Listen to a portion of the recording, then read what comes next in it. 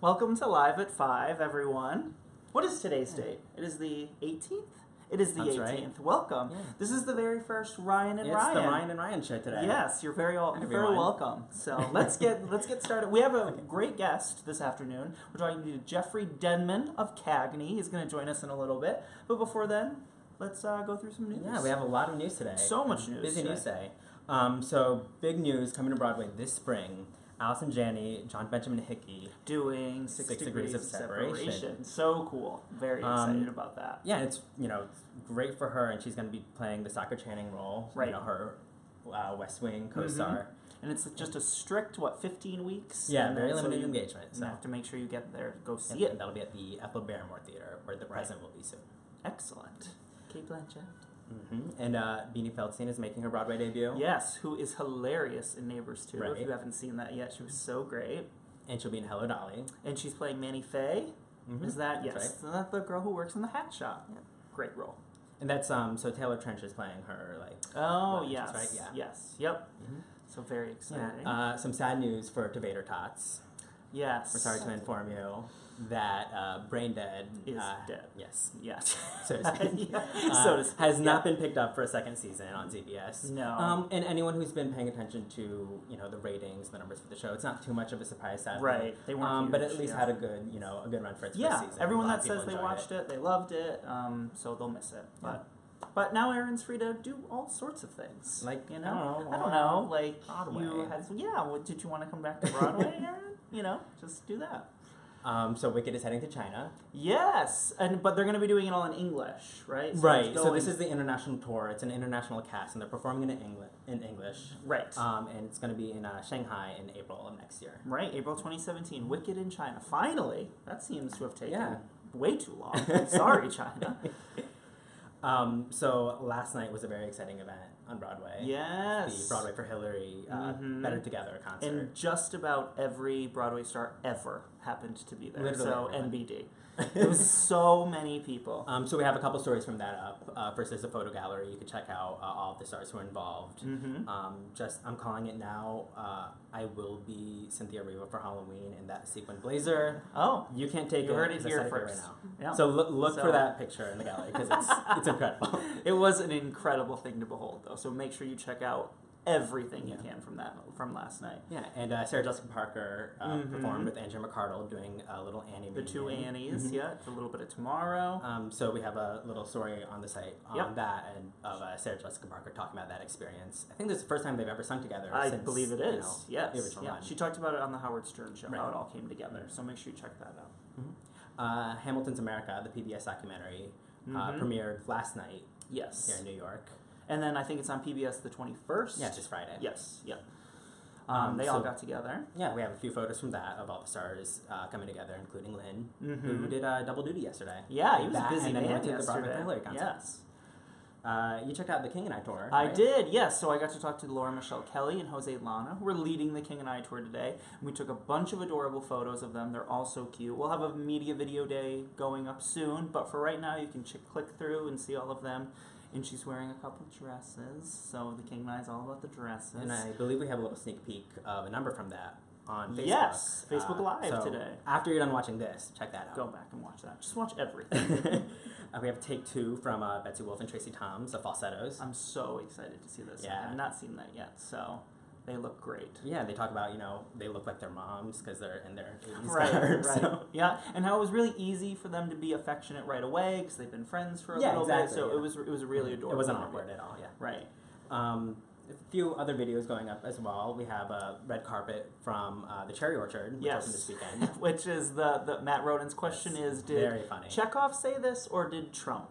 Which you'd think would be easy. Yeah, you would think, As but you'll very learn, though, fascinating it is not. results. Yeah, and Diane Lane was not interested. She was not having it. Which no, I don't blame her. No. Our first Jersey Boys vlog from Mark Ballas went up today. Yes, it's really cute. You get to meet his little pup. Hendrix. It's really great. Yeah. And they do the Saturday night shout out to the people at the Cats. At the Cats, just Cats. Yeah, from across the street. Yeah, it's great. So, lots of fun. Andrew Randall was on the Today Show, talking about also falsettos. Right. We got a performance from Holiday Inn on the Today Show as well. They did a medley. And then leading odds and ends, which went up just a few minutes ago, Kristen Chenoweth was on Watch What Happens Live. And she dreamcast the Wicked movie. So every time she's on Watch What Happens Live, she ends up talking about the Wicked movie. She does. Someone asks her about it. She's been on 3 times. 3 times she's talked about it. It makes sense. Yeah, but now she's dreamcasting it. You know, knowing like she probably won't be playing Glinda now. So she has some picks for who she wants. Right, and they're very fascinating. Yeah. And Daveed Diggs is heading to Sesame Street. Yes, as part of the Noodle family. Yeah, the Noodle family, I learned today, has a lot of Tony winners. So Bill Irwin is Mr. Noodle. Kristen Chenoweth is also in the Noodle family. Now Daveed Diggs, Sarah Jones. Oh, wow. The Yeah, Noodle Michael family. Jr., yeah. Yeah, that's a great Star family. Yeah, so I think that about wraps it Yeah, up. that's a big, lot lots of of news. Oh yeah, and before I go, just shout out happy first preview to Natasha Pierre and the Great Comet of 1812. Josh So Groban tonight, on the Broadway boards. Finally. Yes. Okay, Thank that's you it from so me. much, Bye Ryan. everyone. Thank you, Ryan. And here we are, our guest for this afternoon, Mr. Jeffrey Denman. Look at that. Hear that? Please. We spare no expense here, Jeffrey. I want to say that Michael Jeter was a member of the Noodle family. Really? I think he You very might, could well be right. I I think haven't he watched might have Sesame been Street in a one of the long time. first, and another Tony winner. Yes, yeah. So I mean, I could be wrong. Right, you're probably right. But yeah, the Noodle family, they are a stacked family up there. It's a proud Exactly. So you, sir, you are you just recently joined CAGNEY at the West Side Theater. Is that right? Yes, I did. So for anyone that might not know what CAGNEY is, you should go see it immediately. Would you tell them a little bit about what CAGNEY is? CAGNEY is a musical about James Cagney. And Bobby Creighton, who plays James Cagney brilliantly. Good. This has been a passion project of his for quite a long time, and he's been developing it, and I think it goes back to college, if I'm not mistaken, for him, which was, about 4 years ago. Right. You're welcome, Bobby. No, but it's something that he's been working on, and it went out into the regionals, and they developed it, and they brought it to the York, and then it did so well that they transferred it to an open-ended run at the West Side Theater. And I gotta say, watching every night what Bobby does is so inspiring. It's remarkable. We did a one-on-one. Just amazing. With him. Beth Stevens sat down and talked to him, and he sort of talks about his experience. He's unbelievable in it. Well, I mean, he's already just stupidly talented. Right. And then for him to take on someone who's so iconic, but to do it with such respect and such grace and also such, what's the word? Delicacy, because it can so easily turn into something slavish, and he's doing an impression of Cagney, and it turns into the. But he's not doing that. He's embodying it. He's still Bobby, but he gives you enough of the mannerisms and the quirks and the gestures and the body tics of James Cagney that it's transformative. It is a remarkable thing to behold. Is so. Delicacy? I think that's the wrong. I think I used that in the wrong way, but you know what I mean. You made it work. You guys hopefully know what I mean. Somebody will write it and they'll go, "You don't know what you're talking about." And the way the show sort of works is you kind of follow him from his very beginnings in the Lower East Side of New York City, all the way through his vaudeville career and hugely successful film career, and you play Bob Hope, among others. Among other show, people. right? But the biggest person I get to hang my hat on is Bob Hope.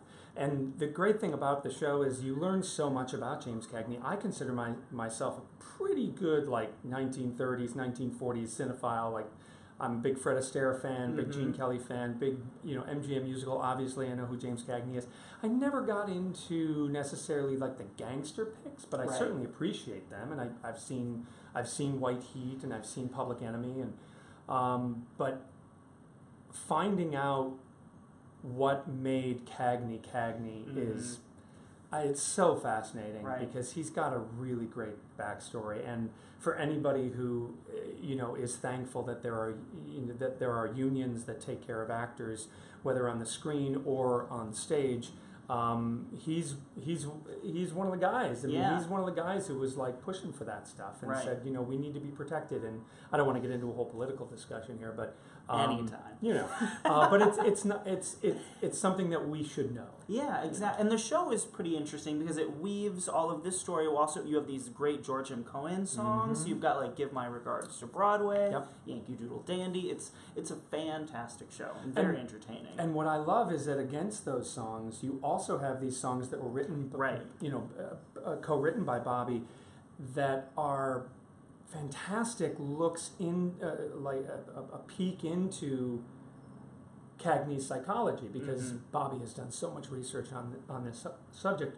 Excuse me, and so you get these songs that are the inner monologue of what he was going through, what his wife was thinking, and to really kind of color the whole experience, rather than, I mean, it would be great if it was nothing but Cohan songs, but I think people would expect that. Right. They're expecting that they're going to hear Yankee Doodle Dandy because that's important. It's a huge part of Cagney's his iconic picture, but I like the songs that they've written for the show. For sure. Yeah. And you mentioned you called him stupidly talented. Yes. But it takes stupidly talented to recognize stupidly talented, sir.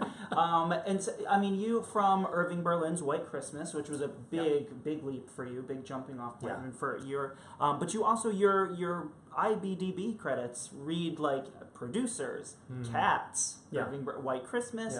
You How to Succeed in Business. I mean, you have had a fantastic career as you didn't write any of this down. Wonderful song and dance man. Have you? Well, first of all, have you seen the new Irving Berlin musical Holiday Inn? I did. You had, and what you think? I loved it. It's so great, right? I thought that they did. I'm a Fred Astaire enthusiast. That's kind of putting it lightly. And so when they said that they were going to be doing Holiday Inn, Astaire Award nomination. Oh, thank you. I was a little hesitant because I was like, Holiday Inn and White Christmas are so similar. Right. But what I thought that they did with it is really, I mean, I certainly wasn't in the room when they were doing these things, but they really took some they took some script diversions that gave it a reason to be. Right. The way they introduced so the song particularly into the story is really and Dennis's cute choreography really is oh my goodness, so great. It's ridiculous. So great. And I really loved it. And what I mean, I hope I don't mean this insulting at all, but Corbin Bleu had no idea that he was like song and dance man. I mean, really? I'm probably not on the aware of the zeitgeist right now or whatever, but that was a surprise to me. I barely knew. It's a firecracker. Well, yeah, and I'm sure that younger people are like, duh, he's amazing, musical, all of that stuff. But he was such a wonderful surprise watching him, and being, because I think that song and dance guys, we take pride in what we do, and we know that the song and dance man is in some ways considered a dying breed. And so when you see the shows out there and you see that there's a song and dance man role, and you're looking and you're going, okay, who's doing it? You get a little bit, like a little kind of puffed up, and you're like, wait a minute, have they earned their, and he in spades, I mean, just so great. He's a hoofer, and he moves beautifully, sings beautifully. The three of them all together are just fantastic. Yeah, absolutely. But you, speaking of, you've been, as long as you've been a song and dance man, you've been on sort of every end of, I mean, you've directed, you've choreographed, you've acted, you're also an author. Is there a particular medium that you love especially, that you love most, or do you really like being able just to be involved in all parts of it? I do. I like being involved in all parts. Sometimes I say I like the one that I'm doing the most, whatever that is, and I just love being able to come to a project and say, what do you need me to do? Do you need me to choreograph? I will choreograph. Do you need me to be in it? I'll be in it. And it's important to be able to separate the two. For instance, with CAGNEY, you have to take off the other hats and just be the actor. Take your notes and do all of that. It's not my job to be there having an opinion about the direction or the choreography. It's my job to do my job. Shut that part off. And that's become easier and easier as I've gone. Because on the other side of the table, when I'm directing and choreographing, I like to be the director or choreographer, not have some actor telling me what he thinks. So I've learned that when you're in the show, Absolutely. Yeah. And we have a couple of questions from fans. David would like to know what inspired you to be a performer. Oh, wow. I really want to say Fred Astaire. My first or second year in high school, my choreographer, Lynn Fermato, who was my mentor, I was homesick, and I couldn't make a rehearsal, and she called me and she said, well, while you're home, there's a movie on PBS. It's called Damsel in Distress, and it's a Fred Astaire movie. And she said, I want you to watch that. So I watched it, and that was my first Fred Astaire. That was my first discovering Fred Astaire. Right. And I don't think I could have ever gone back after that. There's no better introduction into Fred Astaire so that makes total sense. I don't think we can get through a Live at 5 with a guest without somebody asking, and this time it is Alec. Would like to know if you've had any on-stage mishaps. People love this question. Mishaps. Anything you fell on your face, they love that, anything. Yeah. I kind of pride myself on trying to be the guy who saves the day a little bit. I'm sure that... Thank you. And I don't mean that to sound, boastful or anything, but I consider myself a garbage man. When things fall on the floor, I'll go get it. Even if we're dancing, we're doing something. There was this one situation, and Christina Norup is probably gonna hate me for this, but we were doing the producers, and during Springtime for Hitler, we had these pillbox hats during the number, and we were all tap dancing, and most of us had elastic on them, but Christina Norup was on, and she was a swing, and I don't think that she had, or it might not have been her hat. Anyway, she was a swing, she was on for the first time, and in the past, people's hats would fall off, and I would do a nice little side swipe and kick it off stage. And also Robert Fowler, who was on the other side of the choreographic positions, and he would do that too. And so she saw that. She's like, you guys are so good at that. You just kind of flick it off stage. So there was this one performance where we're doing the number, and it's very fast, and somebody's hat falls off, and we're doing the number, and I was like, I think I can get it, and Christina said, no, I got it. And we were like, oh, okay, well, she's got it. No, nobody worries. And she wound up and kicked it straight out into the audience, and you saw people like dodging the pillbox hat.